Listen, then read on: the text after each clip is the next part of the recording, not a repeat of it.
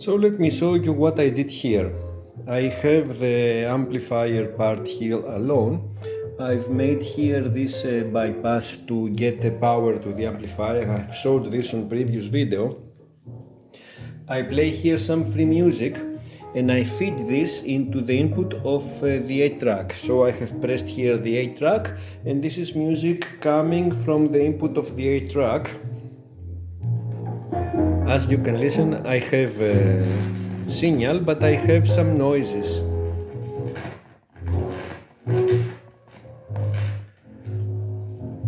But in generally, I thought it's not a bad idea to make some service on the electronical part, like all the capacitors, maybe the notorious 4, 5, 8 transistors that are in there.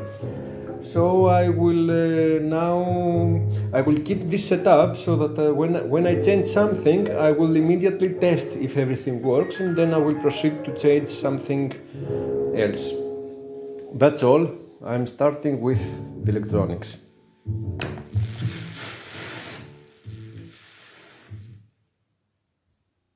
Let me show you what I did before I start. First, when you take out this board, the ground is here and there is a bolt from behind here. So if you take it out, this board is not grounded. That's why I found here a ground and I connected it to the chassis here. As you can see here, all the electronics are here on the back side, and I have made here a drawing.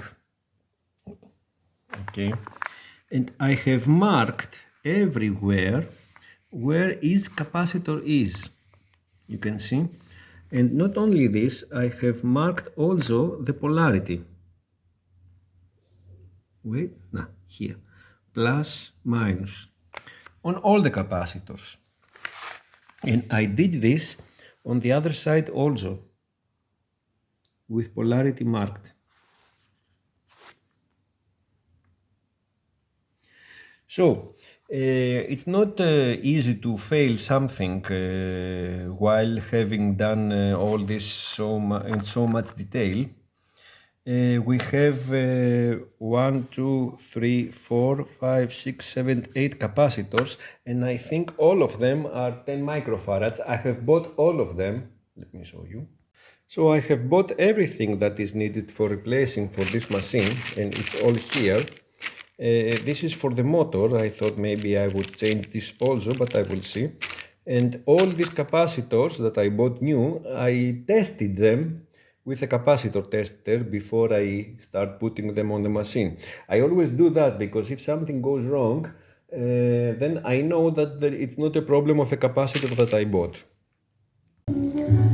So all the old capacitors are replaced, they are here, and new ones are fitted, as you can see, there and there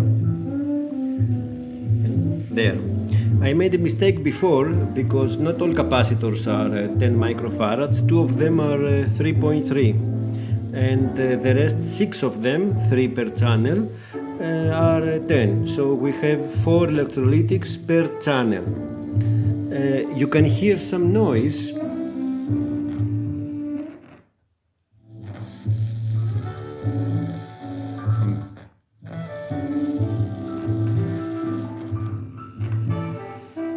Okay, I guess this noise is from the transistors, the 4, 5, 8s. So I will replace them, and I will replace them with B550. Let me show you what I did here as a preparation.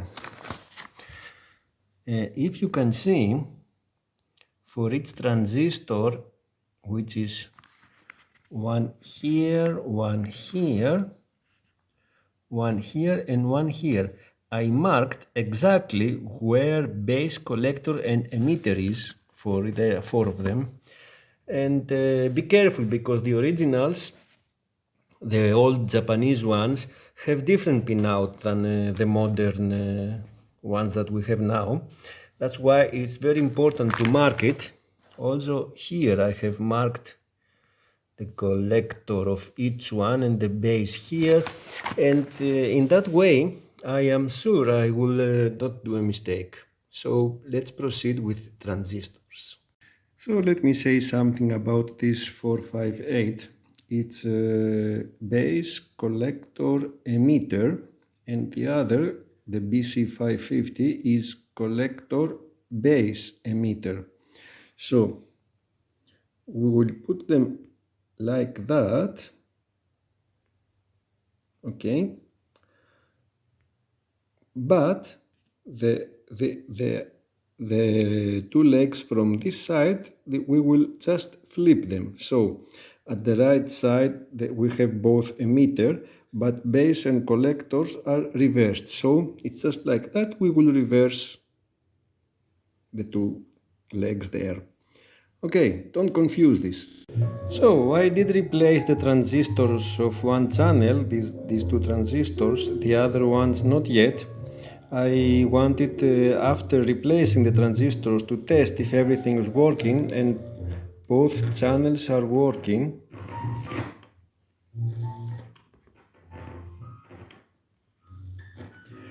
Which means the new transistors fit.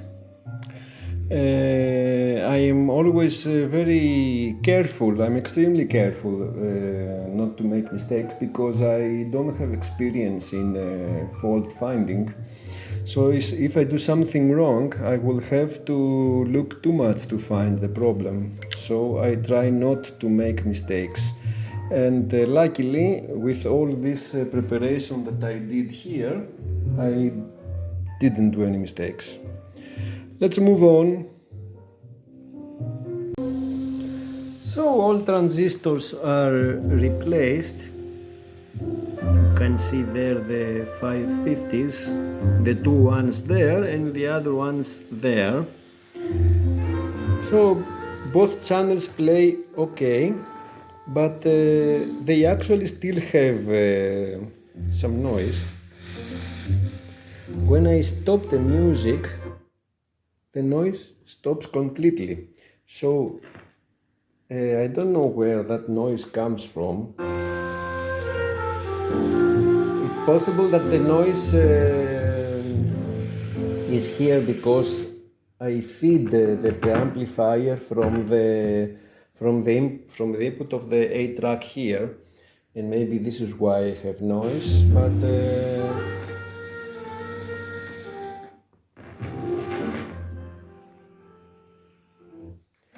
But having done this, this preamplifier here is supposed to be serviced, so I can close it, put everything here to have it working, put the cap here on it, and consider this part serviced. So now I will continue with the rest of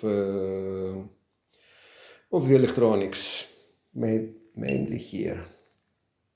So I am showing this so that everybody can have the procedure, the exact procedure of everything. So here I have a spring. That spring I took out from here. So I will put it back.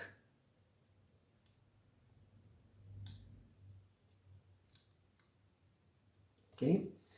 Then we put this down here to the two screws here, and we take care that the two legs here enter this part here, okay, and we have two screws, one here and one here, and both of them also have washers.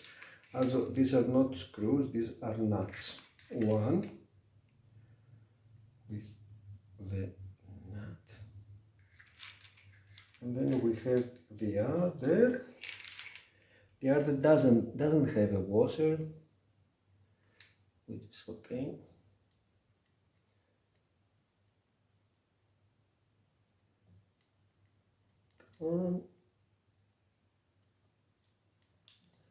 Okay, and then we have 1, 2, 3, 4, 5, 6 screws which hold this cap like that. Like that? Yes, just like that. It's 1, 2, 3, 4, 5, 6, I guess, whatever, I will find them. And that's how we get rid of this part.